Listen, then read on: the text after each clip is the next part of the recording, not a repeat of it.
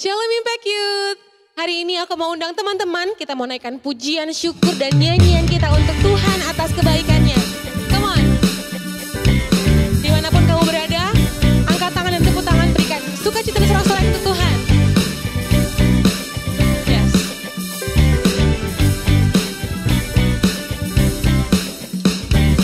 Angkatlah suaramu, pujian serukan nama Yesus. Tanggalkan bebanmu, tak perlu kau khawatir, sebab Dia sanggup. Come on. Gerakkan kakimu, hey. Menarilah dan bertepuk tangan, bersukacitalah. Tak perlu kau khawatir, sebab Dia sanggup. Sekarang nyanyikan kebesarannya, Dia kuat dan penuh kuasa. Bersorak-sorai karena kasih-Nya telah datang melawat kita. Oh, nyanyi bagi Dia.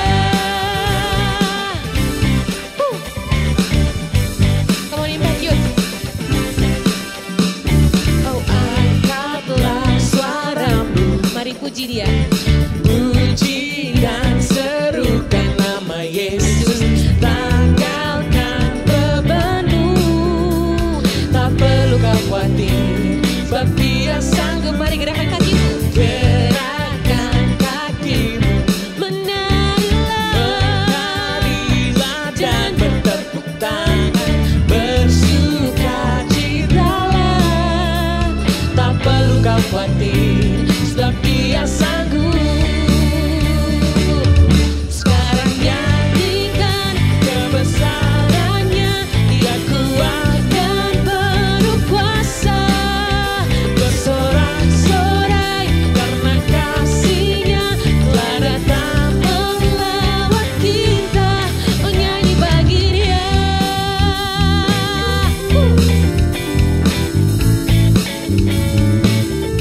Kami bersyukur kami punya Tuhan yang hebat. Kau sanggup melakukan segala sesuatu untuk kami, Tuhan. Untuk itu kami mau bernyanyi bagimu. Sekarang nyanyikan kebesarannya, Dia kuat dan penuh kuasa.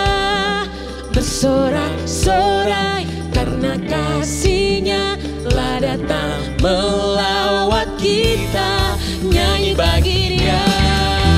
Sekarang nyanyikan kebesarannya, Dia kuat dan penuh kuasa. Bersorak-sorai karena kasih-Nya telah datang melawat kita. Oh, nyanyi bagi Dia. Nyanyi bagi Dia. Oh, nyanyi bagi Dia.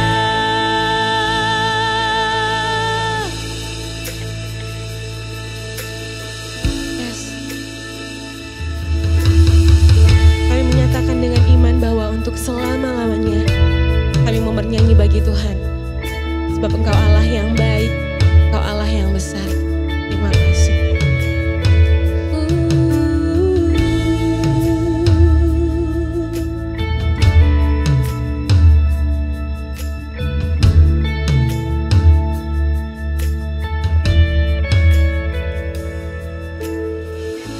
Oh, I could sing of your love forever.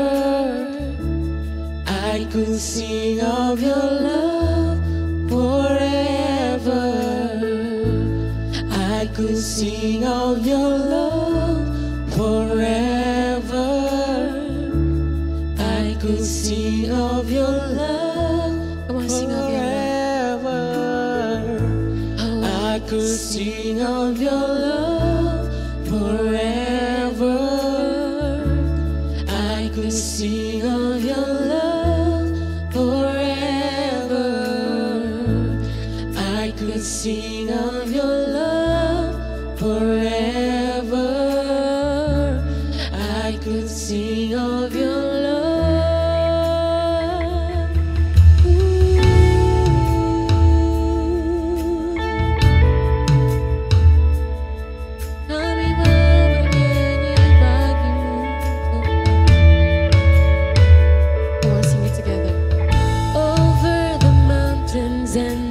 sea.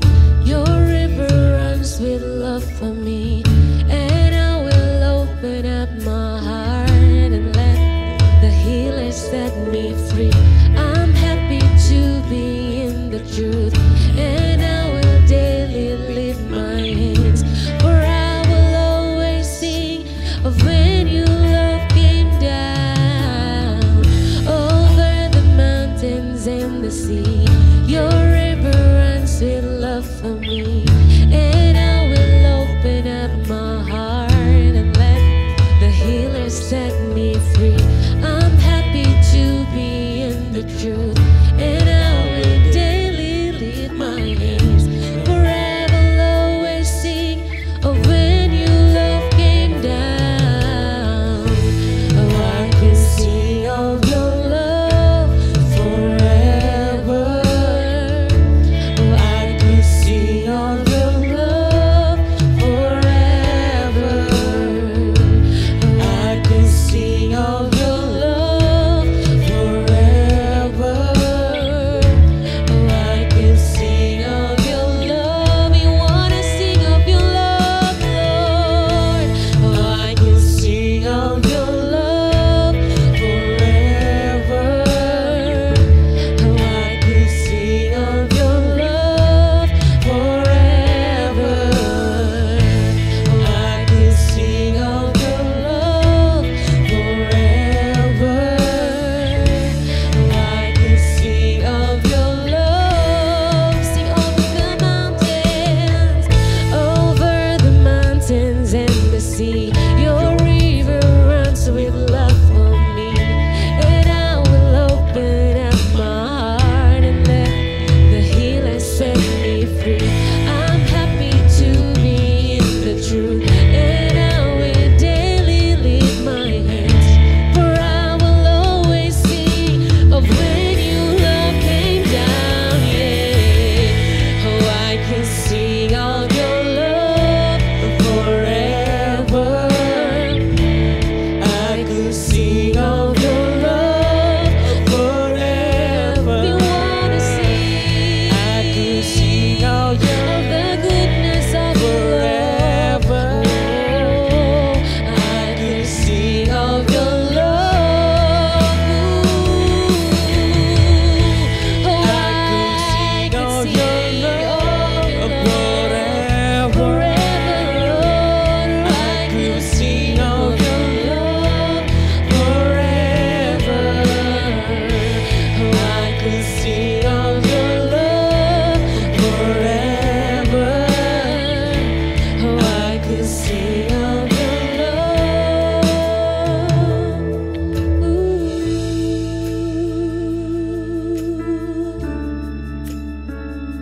We just wanna sing of your love, Jesus.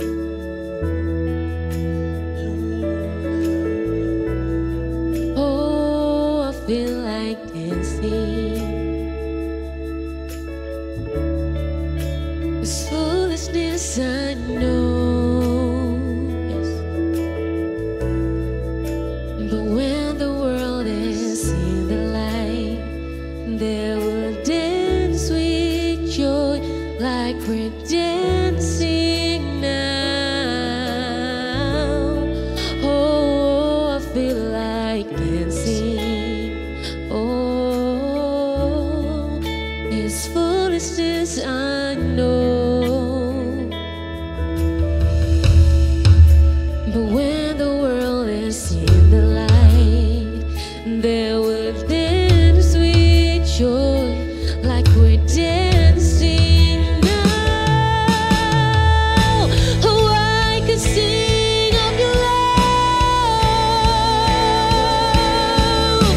Oh, I can sing of your love, Jesus.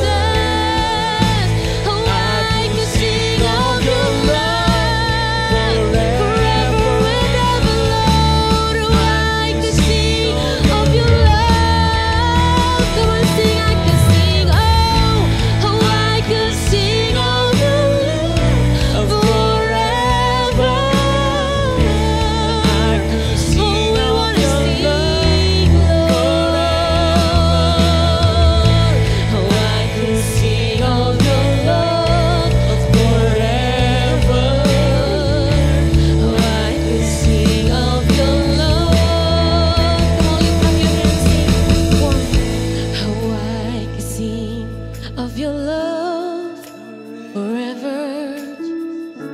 Oh, I can sing of your love forever. Oh, I can sing of your love forever. Oh, I can sing of your love. Thank you, Jesus.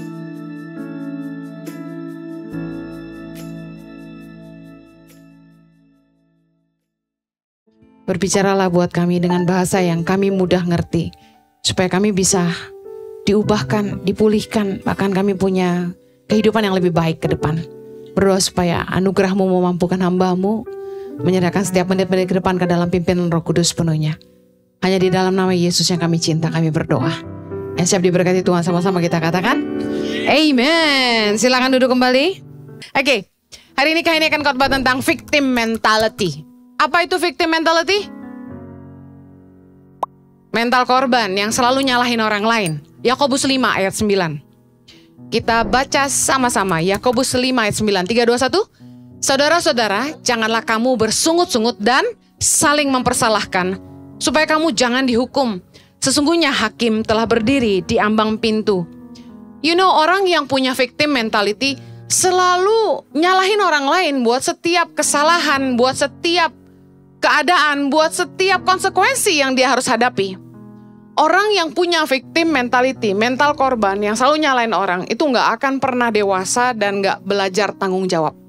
Karena orang yang dewasa, dia berani mengambil tanggung jawab atas tindakannya sendiri. Katakan amin. Banyak anak-anak muda yang terlahir di keluarga yang nggak harmonis seperti Kak Heni, cenderung menyalahkan orang tua mereka, cenderung menyalahkan keadaan mereka, yang broken home untuk kehidupan mereka yang broken. Benar, yes, bahwa latar belakang kita, how we were raised, bagaimana kita dibesarkan, bagaimana orang tua kita memperlakukan kita, apa yang orang lakukan sama kita di masa lalu, yes, it will affect the way you see yourself, your confident, kepercayaan diri kamu, your personality, tentu akan mempengaruhi juga karakter kamu, maybe. Tapi saya mau bilang ini, banyak orang nyalahin masa lalu, banyak orang nyalahin orang tua mereka, banyak orang nyalahin kesalahan-kesalahan orang lain di hidup mereka, yang membentuk siapa mereka hari ini. Setiap kita punya kesehatan mental yang tidak sehat menurut saya. Karena sebenarnya nggak ada orang yang ngelewatin masa kecil dengan sempurna, true? Kalau mau bicara soal kesehatan mental, I don't think everybody is healthy. I believe everyone has problem with their mentality. Agree? Nah, you know, saya ini lahir di keluarga yang broken home. Too broken. Umur 10 tahun, my mom left home. Umur 11 tahun, my dad left home. So it was only me and my 2 brothers, ya. Cuma saya sama kokoh dan adik saya. Kami bertiga. Mama nggak ada, papa nggak ada. We grew up alone, ya. Dan tentu anak seperti saya kurang kasih sayang, ya. Nggak punya perhatian, haus kasih sayang, nggak punya figur papa yang baik, nggak punya figur mama yang baik. Dan yes, I made a lot of mistakes. Too many mistakes. Saya bikin kesalahan yang sangat banyak, bikin keputusan yang salah, melakukan hal-hal yang tidak seharusnya saya lakukan. Tapi seiring berjalannya waktu, melewati begitu banyak pergumulan, persoalan, masalah, I learn. Saya belajar. Setelah saya bertumbuh, yes, at some point saya percaya kenapa saya selalu ganti-ganti pacar, karena saya butuh kasih sayang. Kenapa saya menemukan saya sulit setia? Karena basically I don't know how to be faithful. Saya bosan aja. Pacaran sama satu cowok, bosan saya ganti. Bosan saya ganti. Bosan saya ganti. Karena pada akhirnya saya nggak menemukan kasih sayang yang saya inginkan. Karena di setiap hidup kita, kita tuh punya ruang kosong yang bikin kita feel lonely. Dan yang cuma bisa isi itu Tuhan. You know that? It doesn't matter if you have too many boyfriends, you still will feel lonely. Karena yang bisa ngisi kekosongan di hati kita cuma Tuhan. Nah, somehow, meskipun saya punya banyak pacar, saya selalu merasa kesepian. Yes, hidup saya hancur banget. Dari umur 14 saya udah rusak. Saya nakal banget. Dan boleh nggak saya nyalahin orang tua saya karena ninggalin saya? Maybe, why not? Saya nggak bilang bahwa keluarga broken home, ketiadaan orang tua, ketiadaan figur papa tidak mempengaruhi kita. Tentu mempengaruhi kita.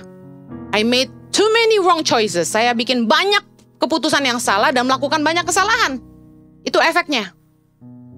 Tetapi setelah saya bertumbuh, saya menyadari bahwa sesungguhnya masa lalu saya tidak menentukan masa depan saya.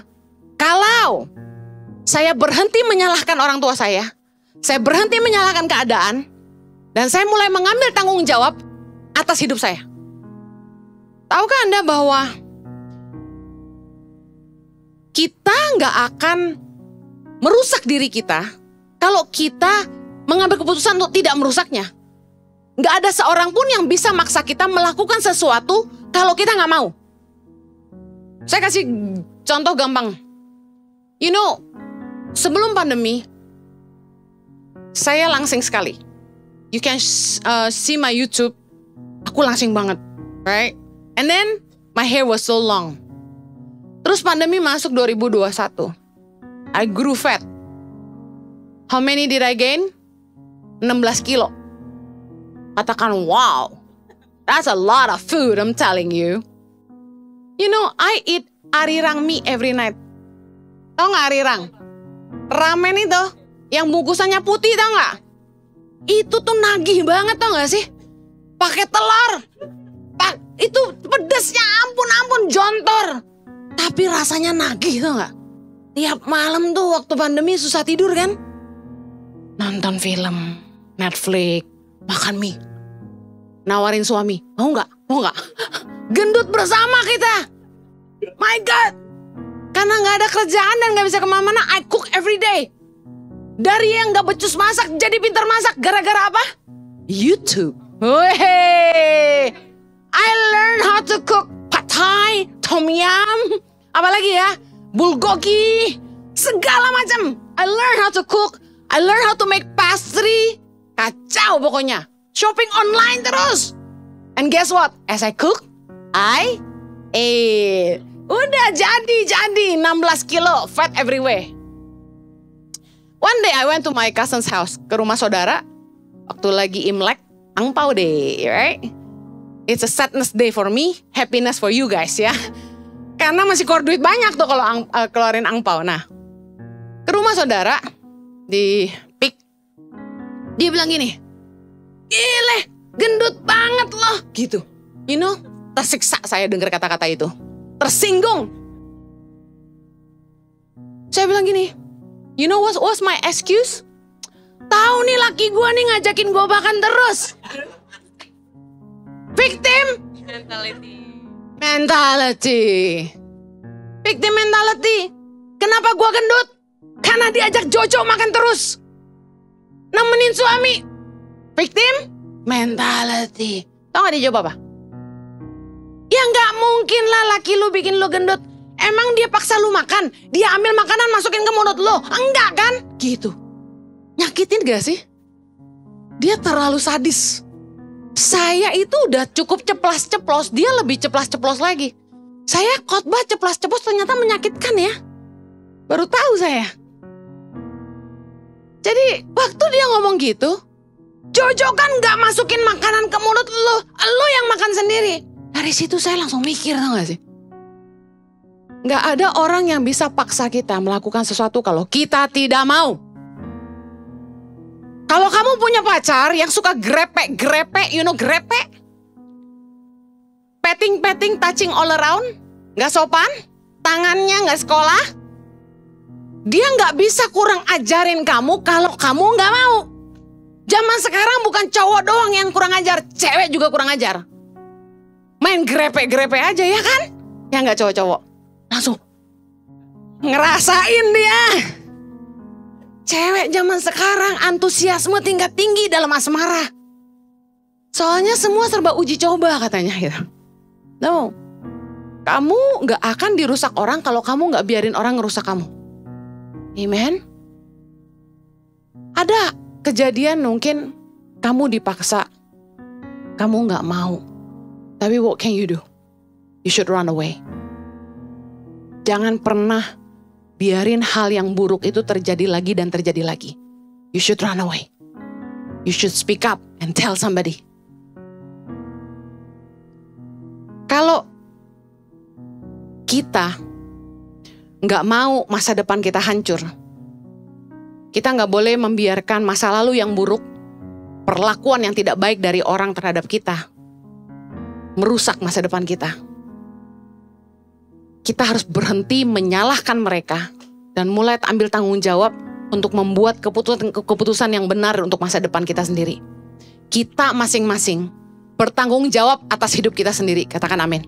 Roma 14 ayat 12. Kita baca sama-sama yang kenceng. 3, 2, 1. Demikianlah setiap orang di antara kita akan memberi pertanggungan jawab tentang dirinya sendiri kepada Allah.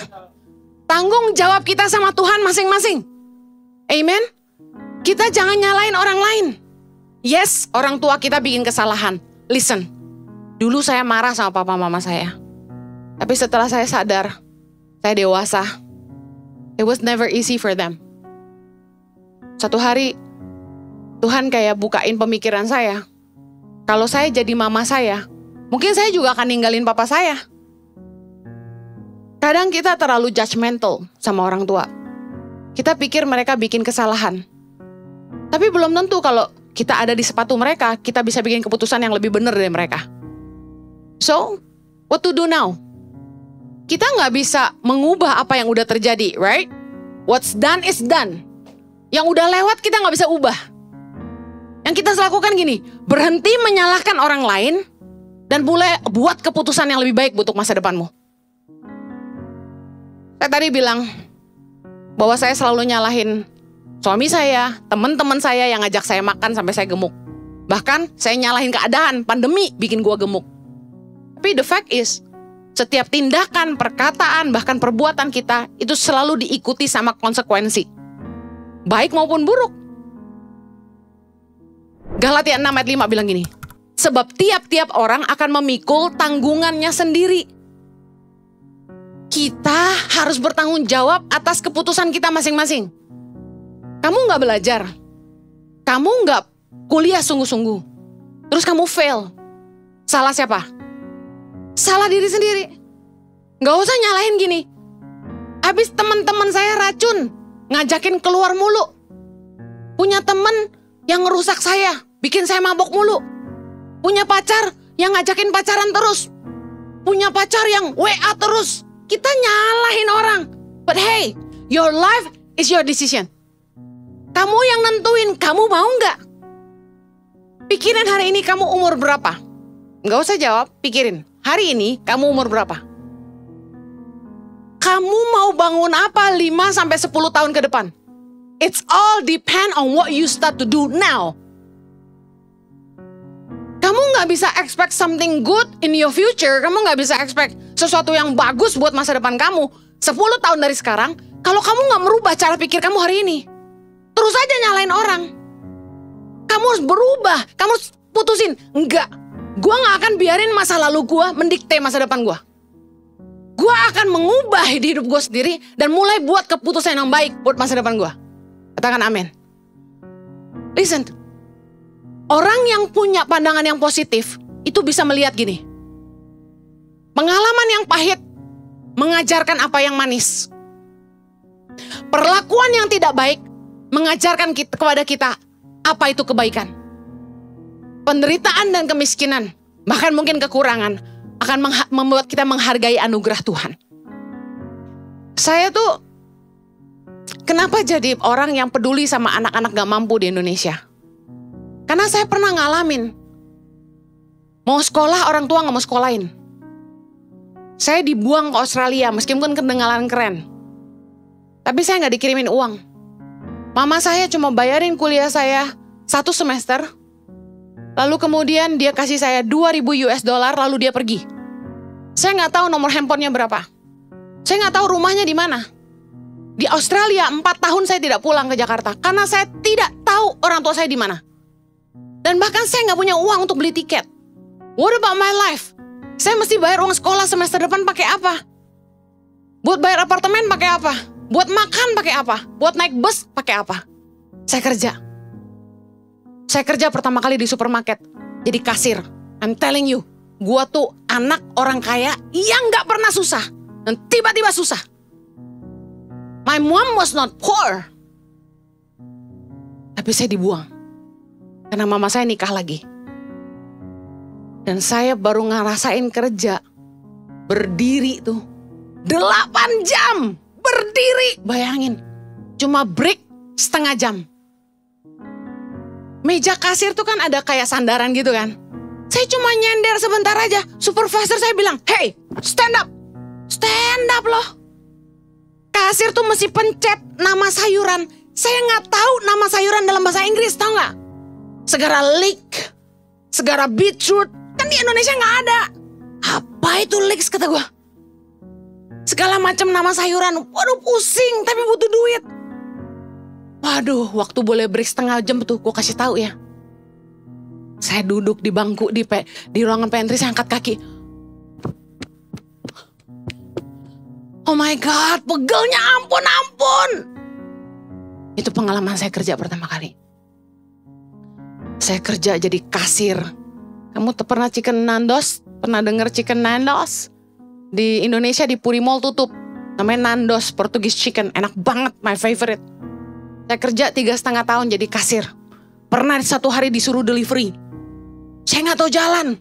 Baca map. Mapnya setebel ini, peta. Zaman dulu gak ada Google sama Waze, bos. Adanya buku kayak ensiklopedia gitu, tebel gini. Map. Waduh, cari alamat. Di Australia mana kita meneketehe nggak tahu jalan lagi.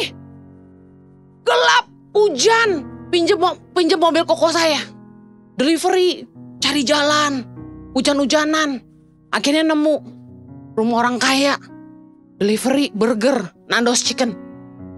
Udah kehujanan, pencet bel. Dia buka pintu, ambil cuma bilang, thank you. Pulang gue. $2 aja gak dikasih, ampun. Tapi you know what? Karena pengalaman pahit itu. Saya sekarang kalau makan dimanapun, saya selalu kasih tips. Ada tukang sampah lewat di depan rumah. Saya selalu ngambil duit di tas saya. Minimal 50-100 ribu buat tukang sampah. Kalau dia hoki, dia ketemu saya tiap hari. Saya selalu menghargai orang-orang yang kerja di kelas rendah. Karena saya pernah ngalamin betapa susahnya hidup. 3,5 tahun saya cuma bisa sanggup bayar ruang tamu di apartemen. Sewa kamar gak sanggup. Masih bagus, masih bisa tinggal di apartemen. Gak di pinggir jalan. Saya tidur di ruang tamu. Baju-baju saya cuma dimasukin ke kardus-kardus. I slept on the floor pakai kasur. Waktu saya gak punya uang, saya masih sempet-sempetnya masak tuh bagi sama teman-teman yang susah. Dan saya ingat betapa pahitnya hidup. Makanya hari ini saya banyak nolong anak-anak yang gak mampu. Kenapa saya peduli sama anak-anak yang gak bisa disekolahin karena orang tuanya miskin? Karena saya pernah gak disekolahin. Saya tahu apa rasanya mau sekolah gak punya uang. Saya pernah punya bos yang gak baik. Saya kerja, bos saya gak baik, jahat banget. Saya ditindas. Tapi justru sejak hari itu, saya jadi belajar apa itu kebaikan. Bagaimana berbuat baik sama orang. Dulu saya pernah jadi orang yang pemarah. Khotbah aja suka marah-marah, apalagi hari-harinya ya kan. Enggak deh. Kemarin kita di interview, suami saya ditanya, ini Pastor Henny kalau khotbah kenapa ya marah-marah ya? Terus saya jawab gini, itu kemarahan ilahi. Waktu saya khotbah tuh kayak berasa pengurapan begitu dahsyat. Saya bisa ngomong gak berhenti. Kalau suruh ngulang lagi gak bisa. Justru pengurapannya di situ, saya bilang. Pengurapan marah-marah. Sebenarnya bukan pengurapan marah-marah, karena saking saya sopran, ngomongnya cepet, nadanya tinggi, jadi kayak marah gitu loh. Jujur saya aja gak suka denger suara saya khotbah. Tapi kemudian ditanya, Pastor Jojo, emang hari-harinya Pastor Henny marah-marah? Enggak sih, nyantai orangnya. Suami saya bilang gitu. Nah, saya pernah satu kali, waktu saya pertama kali merintis Yayasan Tangan Pengharapan di Jakarta, di Bandung, terus di Jakarta, terus saya mulai punya staff. Saya kalau marah sama staff saya tuh pasti karena sesuatu yang esensi gitu. You have to make a big mistake baru dimarahin gitu. Kalau yang a little problem gitu saya biasanya gak marah. Nah, sering kali waktu saya marah sama staff saya marah tuh dengan tegangan. Kalau misalnya kita nyanyi tuh 2 oktav ke atas gitu. Marahnya tuh luar biasa. Saya bisa teriak sampai wah, gitu. Lebih parah dari khotbah gitu. One day Tuhan ngajarin saya, orang miskin berbicara dengan memohon-mohon, kata Amsal. Orang kaya menjawab dengan kasar. Saya kaget dikasih ayat itu. Orang miskin berbicara dengan memohon-mohon, orang kaya menjawab dengan kasar. Tuhan tegur saya. Kenapa kamu bisa ngomong sama staf kamu dengan cara seperti itu? Berarti kamu sombong. Merasa mereka miskin, makanya kamu perlakukan mereka begitu. Saya langsung dek. Saya ingat saya dulu pernah susah. Saya ingat saya pernah punya bos yang gak baik. Makanya saya langsung sadar dan saya bilang sama diri saya sendiri, no, I cannot be like this. Saya harus berubah. Sejak hari itu saya berubah. Saya ingat Tuhan bilang, orang miskin berbicara dengan memohon-mohon, orang kaya menjawab dengan kasar. Saya mau tanya, kalian kalau ketemu sama waitress di restoran, kalian berani galak gak? Bohong. Beranilah. Kenapa? Karena kalian berasa dia susah kan? Dia orang miskin kan? Dia kerja cuma jadi waitress. Dan kamu makan di situ, kamu bayar. Di supermarket, kamu berani gak marahin kasirnya? Beranilah. Kalau dia scan-nya kelamaan, kamu bilang apa? Cepetan dong. Kalau scan-nya salah, kalian marahin kan? Paling gak mamamu yang marahin kan? Tadi double scan tuh. Right? Sama pembantu, berani marah gak? Berani dong. Karena kamu pikir apa? Lu kerja sama gua. Lu orang susah. Kita kasar sama orang-orang yang di bawah kita. Kita berani kasar. Karena kita merasa mereka di bawah kita. Tapi coba sama orang yang di atas kita. Berani gak kita kasar? Coba. Ada kepala sekolah datang ke kelas. Anda berani bangun dari tempat duduk dan tanya, mau ngapain lu masuk sini? Cari siapa? Ada perlu apa? Why are you here? Get out. Berani? Nggak berani. Pastor Jojo deh kesini. Kalian berani kurang ajar? Timpukin pakai kertas. Berani? Cobain sekali-sekali. Let's see what happen. Hah? Segala lampu-lampu ini copot pokoknya. Kalian kenapa nggak berani sama orang yang di atas kalian? Karena kita sungkan. Kita menghargai. Harusnya dalam hidup ini kita belajar menghargai semua orang. Butuh kerendahan hati untuk bisa menghargai semua orang yang ada di bawah maupun di atas. Katakan amin. Berubahlah dari cara hidupmu yang salah. Jangan karena alasan gini. Iya, saya kasar karena mama saya suka marah-marahin saya. Ada temen hari ini, dia kalau sama istrinya kasar. Dia juga kasar sama anak tirinya. Dia juga kasar sama pembantunya. Bahkan sekarang mamanya udah tua, dia kasar sama mamanya. Setelah ditanya, kenapa kamu kalau ngomong selalu kasar? Kasarnya tuh kasar banget sampai ngomong jorok, sampai teriak-teriak. Ditanya, kok kamu gitu sih? Dia bilangnya apa? Ya, soalnya waktu kecil mama aku selalu nyala-nyalain aku. Aku bikin apa aja salah. Aku selalu dimarahin sama mamaku. Listen up, victim mentality. Kalau kamu tahu sikapmu gak baik, cara kamu treat orang tuh gak baik, cara ngomong kamu gak baik, kamu hanya perlu begini. Berhenti menyalahkan orang lain dan sadari saya salah, saya harus berubah. Katakan amin. Berhenti Berhenti nyalain orang lain. Forget about how you were raised. How people treated you. Berhenti nyalain orang lain. Kamu harus sadar, saya salah, saya harus berubah. Kamu pacaran gak kudus. Kamu modus. Jangan pakai alasan, ya gue kurang kasih sayang. Aku butuh tati tayang. Berhenti salahin orang lain. Jangan punya victim mentality. Anda harus sadar gini, gue gak boleh gini. Gue akan ngerusak masa depan gue. Gue harus berhenti. Amen. Kita bukan orang-orang bodoh. Kita tahu ngedrug salah. Ngerokok, nge-vape, ngerusak paru-paru kita. Pergaulan yang buruk, minum, mabuk, merusak kita. Liver hancur, ginjal rusak. What is it good to you? Saya pernah khotbah, minum boleh, mabuk jangan. Langsung anak-anak muda bikin TikTok. Bu Heni, lihat nih saya minum. Konyol! You know what? Saya kalau bilang kalian gak boleh minum, kalian tetap minum gak? Kalau niatnya minum, pasti minum. Emang kalau orang tuamu bilang, jangan pacaran, kamu pacaran gak? Tetap pacaran. Di mana tempat paling pesing yang ada tulisan dilarang kencing di sini? Anak muda lu lawan. Saya punya anak, kalau saya bilang gini, mandi dong sayang, udah malam. Dia bilang gak mau. Saya mulai ganti, gak usah mandi ya, jangan mandi kamu, oke? Karena saya tahu anak muda suka melakukan yang opposite dari orang tua suruh.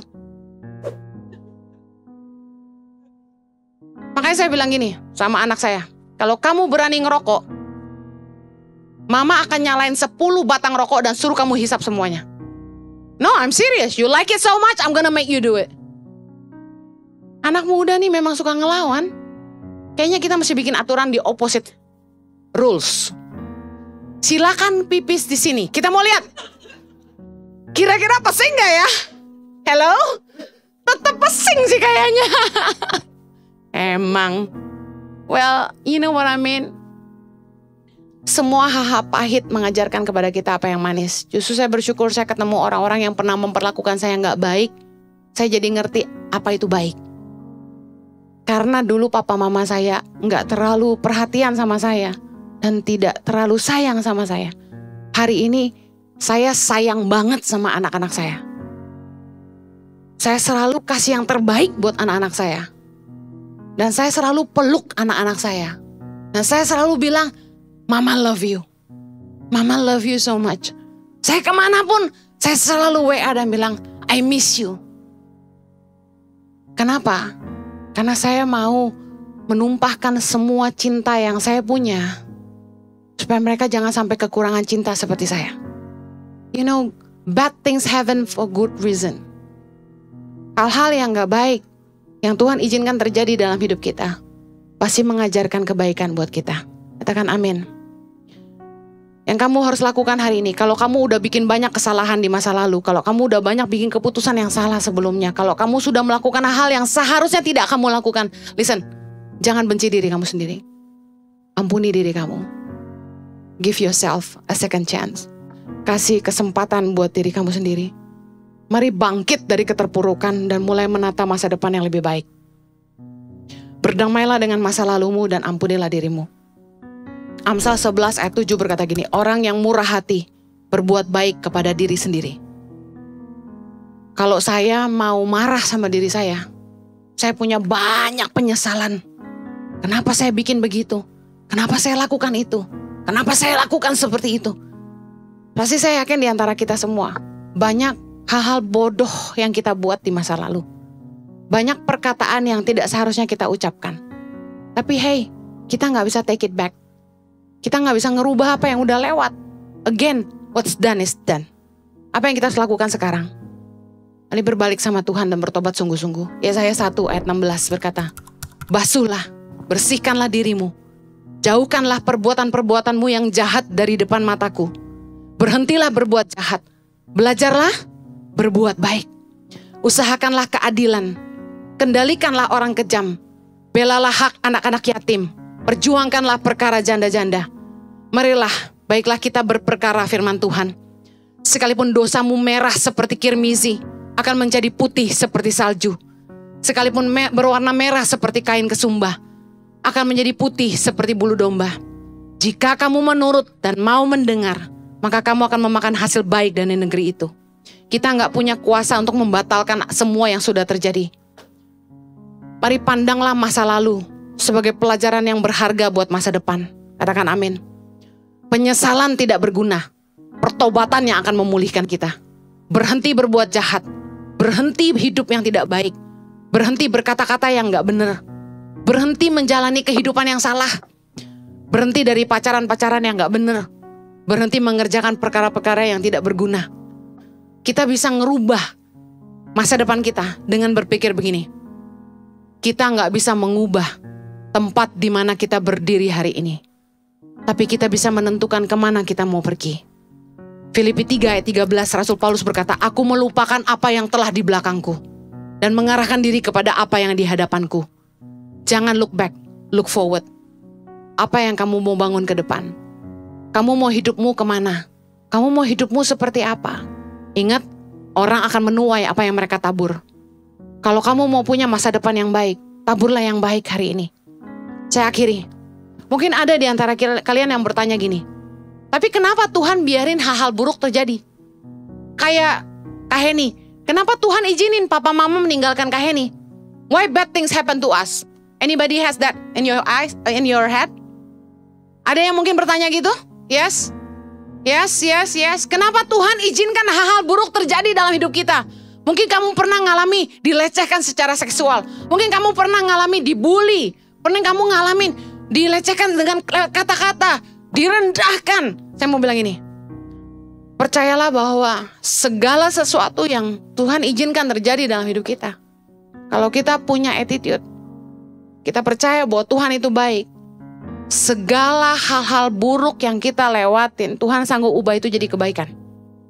Satu hari dalam Yohanes 9 ayat 1-3, ada seorang yang buta sejak lahir. Waktu Yesus sedang lewat, ia melihat orang buta yang sejak lahir itu, murid-muridnya bertanya sama Yesus gini, Rabi, siapakah yang berbuat dosa? Orang ini sendiri atau orang tuanya sehingga ia dilahirkan buta? Born blind is difficult. Amen? Gak bisa lihat, itu suatu masalah yang besar banget. Dan mereka tanya, kenapa dia bisa lahir buta? Dosa dia apa dosa orang tuanya? Lihat, Yesus jawab apa? Bukan dia, bukan juga orang tuanya. Tetapi karena pekerjaan Allah harus dinyatakan di dalam dia. Bukan karena apa-apa, tapi karena Tuhan punya rencana yang indah. Amen. Karena pekerjaan Allah harus dinyatakan di dalam dia. Ada seorang anak bernama Yusuf. Umur 17 tahun dia dapat mimpi.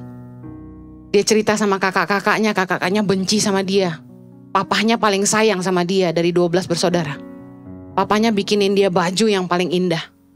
Karena iri hati, kakak-kakaknya cemplungin dia ke sumur. Lalu jual dia ke Mesir. Lalu Yusuf jadi pembantu di rumah Potifar. Di rumah Potifar ketemu sama tante Potifar yang genit. Yang mau abuse dia sexually. Yusuf menolak. Apa yang terjadi? Yusuf difitnah, masuk penjara. Saya yakin Yusuf di usia mudanya harus mengalami begitu banyak pencobaan hidup yang besar dan berat. Mungkin saya yakin Yusuf waktu di penjara udah mikir gini, that's it, my life is over. Mimpi gua sirna. All my dreams are gone. Bisa kebayang? Udah dicemplungin ke sumur, dijual, jadi budak di rumah orang, jadi pembantu, pembokat. Kemudian diganggu sama nyonya, gak mau, menolak dosa, masuk penjara. Saya yakin hidup Yusuf, pasti kalau kita jadi dia, kita mungkin bisa jadi berpikir yang terburuk. Tapi keren banget. Setelah Yusuf ngelewatin itu semua dan kita tahu dalam kisah di Alkitab, bahwa Tuhan menolong Yusuf dalam Kejadian 50. Yusuf menjadi penguasa atas Mesir karena berhasil menerjemahkan mimpi Firaun. Yusuf menjadi penguasa Mesir nomor 2 setelah Firaun. Jadi gak ada orang di atas dia kecuali Firaun. Udah paling tinggi di Mesir. Sedangkan dia orang Yahudi, which is impossible. Dan you know what? Dia gak pakai sekolah. Untuk jadi penguasa like a prime minister in a country, Anda mesti sekolah apa? Sekolah dia sekolah apa? Sekolah sumur, sekolah budak, sekolah penjara. Yusuf menyadari bahwa dia harus melewati semua penderitaan itu. Karena Tuhan mau bentuk dia. Tuhan mau proses hidupnya. Supaya dia belajar rendah hati. Belajar ngandalin Tuhan. Dan apa yang terjadi? Yusuf sadar bahwa Yusuf harus ngelewatin itu semua. Supaya dia punya pengenalan akan Tuhan. Tuhan sedang mempersiapkan Yusuf untuk menggenapi janjinya dalam hidup Yusuf. Saya mau akhiri. Dalam Kejadian 50 ayat 20. Melewati semua masalah. Waktu Yusuf ketemu sama kakak-kakaknya lagi yang ngejual dia. Yusuf harusnya bisa bunuh mereka, agree? Tapi apa yang Yusuf akan? Yusuf itu bisa menyalahkan mereka. Karena kamu, aku di penjara. They never knew. Tapi apa yang terjadi? Ini yang Yusuf bilang, kita baca sama-sama. Memang kamu telah mereka-rekakan yang jahat terhadap aku. Tetapi Allah telah mereka-rekakannya untuk kebaikan. Dengan maksud melakukan seperti yang terjadi sekarang ini. Yakni memelihara hidup suatu bangsa yang besar. Keren banget Yusuf dipakai Tuhan. Jadi penguasa atas Mesir. Dia menyelamatkan bangsa Mesir dari 7 tahun kekeringan. Bahkan menyelamatkan bangsanya sendiri. Kita tahu kisahnya. You know what? Kalau kamu tahu hidupmu mungkin gak selalu baik. Tapi Tuhan punya rencana yang baik. You just have to believe in God. Roma 8 ayat 28 berkata gini. Kita tahu sekarang bahwa Allah turut bekerja dalam segala sesuatu untuk mendatangkan kebaikan bagi mereka yang mengasihi Dia, yaitu bagi mereka yang terpanggil sesuai dengan rencana Allah. Dengar, ayat ini akan jadi rema dalam hidupmu. Di dalam segala sesuatu, bicara soal keadaan baik maupun buruk, katakan baik dan buruk. Kita tahu sekarang, sebut nama kamu. Henny tahu sekarang bahwa Allah turut bekerja dalam segala sesuatu untuk mendatangkan kebaikan bagi Henny yang mengasihi Dia, yaitu bagi Henny yang terpanggil sesuai dengan rencana Allah. Sebut namamu masing-masing, saya mau baca bareng-bareng Anda.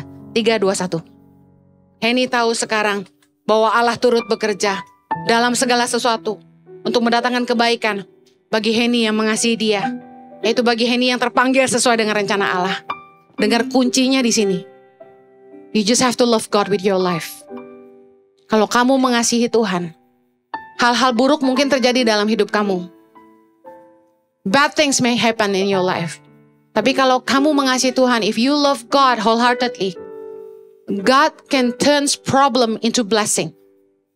God can turn bad intention become good intention for your life.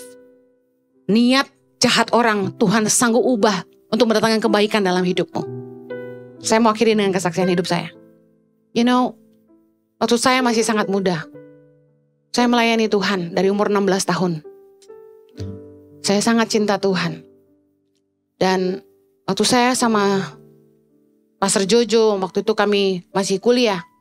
Bersama dengan beberapa teman, ada 22 orang, kami merintis sebuah gereja. Gereja Indonesia di Sydney, Australia. Setelah gereja itu berdiri, Tuhan menambahkan jiwa-jiwa luar biasa dari 22 jadi 200, jadi 500, jadi 750, jadi 1000, 1250, jadi 1500. Kami menjadi gereja Indonesia terbesar di dunia. Karena gereja Indonesia di negara manapun gak pernah besar. Maksimal 200, 150, kalau bisa 300, bisa 500 itu udah hebat sekali di luar negeri. Gereja kami 95% anak muda yang cinta Tuhan. Setiap kali ibadah youth, itu gak pernah duduk di kursi. Everybody just stand up and come forward. Kita nyembah Tuhan sepenuh hati. We love God with our life. Revival terjadi waktu kami melayani di Sydney. Kami menuai jiwa-jiwa, kami baptis orang banyak tiap bulan. Bayangin, 1000-an anak muda hadir di gereja. My life was on fire. Pastor Jojo, wah, so on fire. And guess what? Setelah kami sekolah Alkitab, kami full time. Gereja yang makin besar itu, eventually kita nggak lama di situ. Kenapa? One day saya decided untuk resign dari full time. Saya pernah jadi full time di gereja itu setelah sekolah Alkitab di Hillsong. Saya memutuskan resign karena apa? Karena saya punya prinsip. Kalau saya tidak bisa sevisi sama pemimpin saya lebih baik mundur baik-baik daripada saya ngomongin dia di belakang. Waktu kami kerja, lingkungan kerja udah gak sehat. Ada 12 full timers. Setiap hari ngomongin gembala. Saya gak mau bilang gini ya, iya karena gembalanya gak baik. No. Apapun lah yang mereka lakukan, menurut saya gini, kalau kamu masih makan dari tangan orang itu, jangan ngomongin dia. Jadi waktu setiap hari kami ke kantor, teman-teman selalu ngomongin gembala. Saya stres. Saya selalu bilang sama teman-teman saya, come on lah guys. Kalau lu masih mau kerja di sini, jangan ngomongin gembala. Tapi akhirnya saya memutuskan saya mau resign. Why? Jujur, udah gak tahan. Udah gak tahan sama sikap gembala. Saya udah gak sanggup. Dan tiap hari daripada saya tertekan, saya stres, saya depresi, saya kena hyperthyroid karena stres. Hyperthyroid yang udah parah banget karena stres kerja di situ. Punya gembala yang gak jadi saksi lah buat kami ya. I don't want to talk bad about them, but it was so stressful working there. Dan saya memutuskan resign. Tapi sekalipun saya resign, saya tetap menghargai mereka. Saya tetap melayani di gereja. Tapi saya tidak mau full time. Singkat cerita, one day setelah saya menikah sama Pastor Jojo memutuskan untuk resign juga. Awal 2004. Ketika Pastor Jojo resign bersama dengan 2 orang teman, 3 sekawan ini resign. Gembala kami marah. I was on the way to the church. Saya lagi jalan semangat mau mimpin pujian. I was a worship leader. Saya jalan, udah deket. Pintu gereja kurang lebih di situ, di pintu keluar itu, I was here.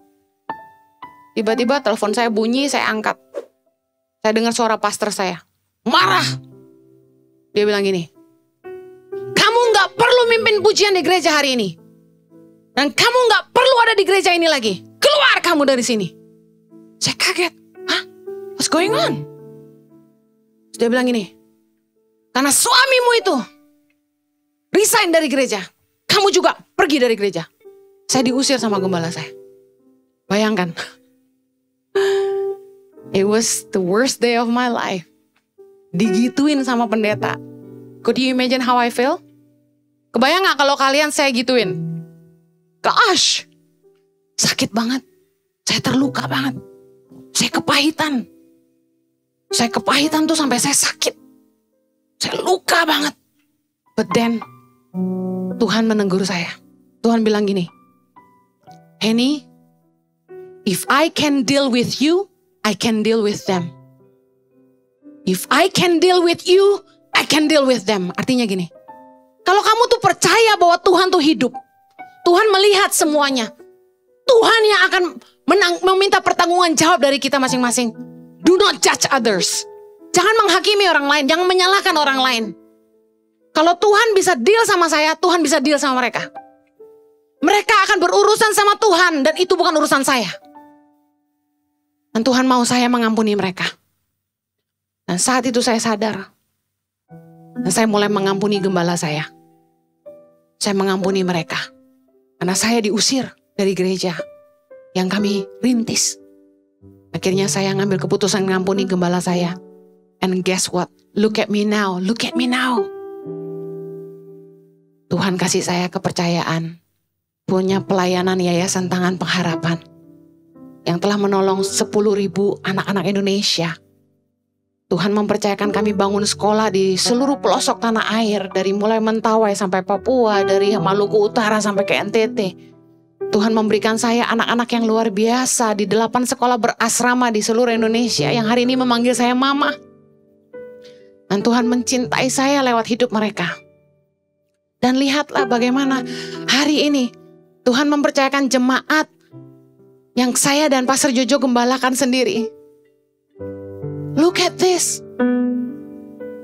Not just 1,250 or 1,500 seperti yang dulu gereja kami punya. I have double. God give me double portion. Why? Karena saya nggak mau menyalahkan mereka. Saya berhenti menyalahkan mereka.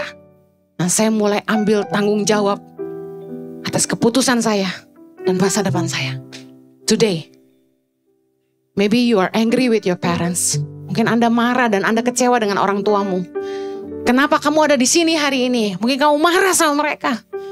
Mungkin ada orang-orang yang di masa lalu kamu menyakiti kamu. Mungkin kamu merasa, saya gak percaya diri karena saya selalu dimarahin di rumah. Saya gak dipercaya. Apapun masalahmu hari ini, saya mau kamu tundukkan kepalamu dan pejam matamu dan deal with God. Yuk, bicara sama Tuhan. Katakan, Tuhan, pulihkan aku. We were broken, but you make us whole. Jesus, thank you, Lord. Thank you, Father. Terima kasih, Tuhan.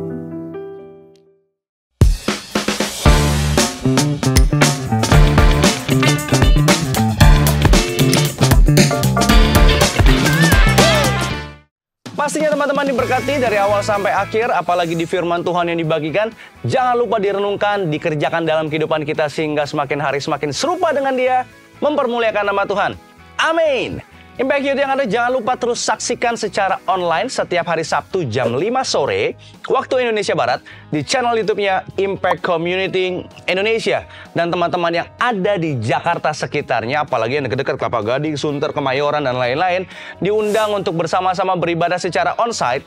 Impact Youth Onsite ada di setiap hari Minggu jam 5 sore di Gereja Impact Community Indonesia di Mall of Indonesia lantai P3. Jadi teman-teman hadir bersama-sama, kita bertumbuh di dalam Tuhan, seru-seruan bareng di sana, ketemu tatap muka, nama Tuhan dipermuliakan. Dan bukan hanya ibadah mingguan saja, teman-teman yang mau bertumbuh di tengah-tengah minggu, di hari yang ada di Senin sampai Sabtu, ada komsel, komunitas sel yang diberi nama Impact Family.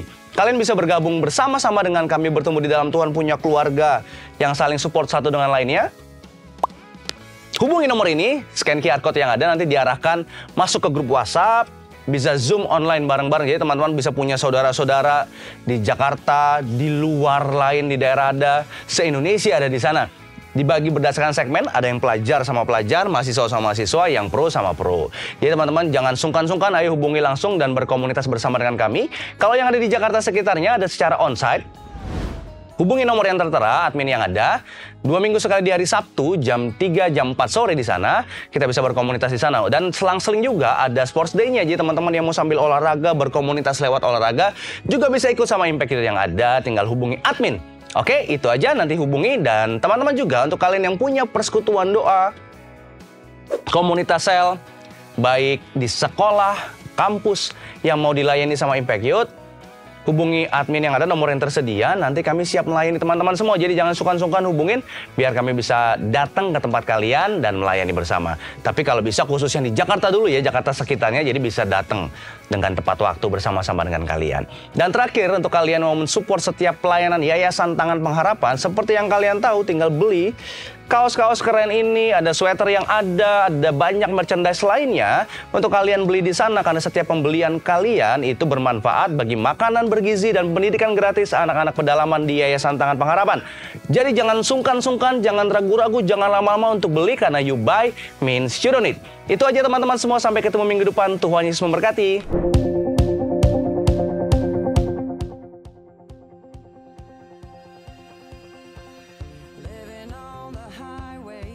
Bagi saudara-saudara yang diberkati Impact Community Indonesia dan ingin memberikan persembahan atau donasi, dapat disalurkan ke rekening Bank Gereja Impact Community Indonesia dan Yayasan Tangan Pengharapan, serta QR Code BCA Mobile, GoPay, OVO, Dana, Shopee, dan Link Aja. Ibadah Impact Community Indonesia menjadi 5 sesi. Ibadah jam 8 pagi, jam 10, jam 12 siang, jam 3 sore, dan jam 5 sore. Seluruh ibadah berlangsung onsite di Mall of Indonesia, lantai P3, Kelapa Gading, Jakarta Utara. Bagi jemaat yang ingin mengikuti secara online, ibadah live streaming dapat diikuti pada pukul 10 pagi waktu Indonesia Barat di YouTube Impact Community Indonesia. Mari bersama-sama untuk datang dan mengikuti 60 Minute Worship secara onsite setiap Rabu malam pukul 19.30 waktu Indonesia Barat, langsung di Gereja Impact Community Indonesia Mall of Indonesia lantai P3. Mari bawa keluarga dan ajak orang-orang yang Anda kasihi. Impact Community Indonesia Friday Service. Ibadah setiap hari Jumat yang ditayangkan secara online pukul 19 waktu Indonesia Barat. Ibadah Saturday Service. Ibadah Sabtu Impact Community Indonesia ditayangkan online setiap Sabtu pukul 19 waktu Indonesia Barat di YouTube Impact Community Indonesia dan YouTube Henny Kristianus. Setiap ibadah online Impact Community Indonesia sudah tersedia subtitle dalam bahasa Indonesia, bahasa Inggris, dan Mandarin. Anda dapat mengaktifkan dengan klik tombol CC atau closed caption pada layar Anda. Healing Worship Night setiap Selasa pukul 19 waktu Indonesia Barat akan disiarkan secara langsung di YouTube channel Impact Community Indonesia dan Henny Kristianus. Spesial bagi kaum muda, ibadah Impact Youth pukul 17 waktu Indonesia Barat di Mall of Indonesia lantai P3. Bagi jemaat di luar kota Jakarta dapat menyaksikan ibadah youth secara online di YouTube Impact Community Indonesia. Bagi Anda yang ingin tahu lebih banyak tentang firman Tuhan, dapat bergabung dalam Bible Study Impact Community Indonesia melalui virtual setiap 2 minggu sekali pada hari Sabtu pukul 9 pagi waktu Indonesia Barat. Pendaftaran ini gratis dan dapat dilakukan dengan mengisi form registrasi melalui scan QR Code atau dapat menghubungi nomor yang tertera di layar Anda. Saksikan Menabur Cinta untuk Indonesia setiap Sabtu jam 11 waktu Indonesia Barat di YouTube Tangan Pengharapan. Ikuti Daily Devotion setiap hari Senin sampai dengan Jumat jam 6 pagi waktu Indonesia Barat di YouTube Henny Kristianus serta pukul 7 pagi waktu Indonesia Barat di YouTube Yohanes Kristianus. Impact Community Indonesia memiliki sebuah komunitas untuk kita bertumbuh bersama. Bagi Bapak Ibu Saudara yang ingin bergabung di Komsel Impact Community Indonesia, dapat mengisi link form pendaftaran di bawah ini. Bagi Anda yang rindu menjadi jemaat Impact Community Indonesia, dapat mengisi Google Form atau scan QR Code di layar Anda. Saudara dapat mengirimkan permohonan pelayanan doa dan konseling, atau jika Anda memiliki doa yang terjawab, serta kesaksian atas jawaban doa Anda melalui Google Form, WhatsApp, atau email impactcommunity.id@gmail.com. Bagi Anda yang rindu untuk dibaptis, Anda dapat mendaftarkan diri Anda dengan scan QR Code yang ada di layar kaca atau menghubungi kami di 0811 9777 745.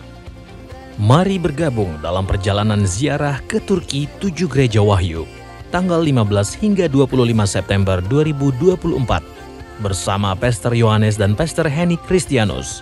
Dalam perjalanan ini, kita juga akan mengunjungi Kapadokia dan Troy. Dapatkan bonus menaiki cable car di Pergamon Acropolis dan menginap di Hotel Bintang 5 selama perjalanan. Daftarkan diri Anda sekarang juga, karena tempat sangat terbatas dengan menghubungi nomor yang tertera di bawah ini atau dapat menghubungi Booth Kanatur di lobi Impact Community Indonesia, Mall of Indonesia lantai P3. Tangan Pengharapan memproduksi merchandise Positive by YTP dan batik Tangan Pengharapan untuk menolong pendidikan anak-anak pedalaman Indonesia. Pembelian dapat dilakukan di online store Tangan Pengharapan, di Tokopedia, Shopee, dan WhatsApp merchandise Tangan Pengharapan di 0813 1100 5568.